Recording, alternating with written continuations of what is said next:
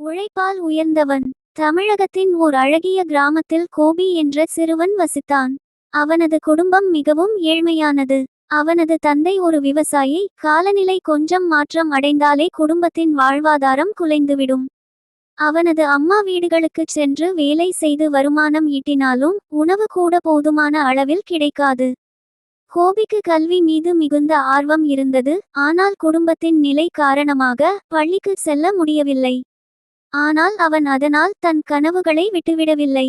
பகலில் சந்தையில் பழங்கள் விற்று இரவில் தெருவிளக்கின் கீழ் உட்கார்ந்து பழைய புத்தகங்களை வாசிப்பது அவனது வழக்கம். நல்ல ஒரு சந்திப்பு. ஒரு நாள் கோபி பழங்கள் விற்கும் போது ஒரு பெரிய தொழிலதிபர் அங்கு வந்து பழங்கள் வாங்கினார்.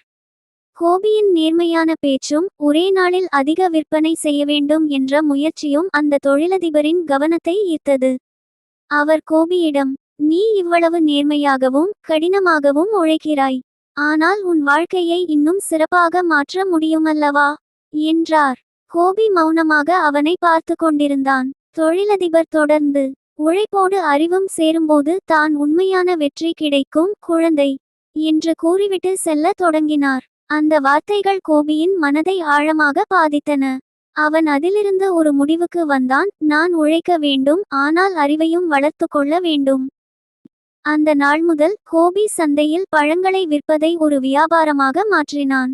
பழங்களை மெருகேற்றி விற்க தொடங்கினான். வாடிக்கையாளர்களுடன் இனிமையாக பேசினான். குறைந்த நேரத்திலேயே அதிக விற்பனை செய்வதற்கான யுக்திகளை யோசித்தான்.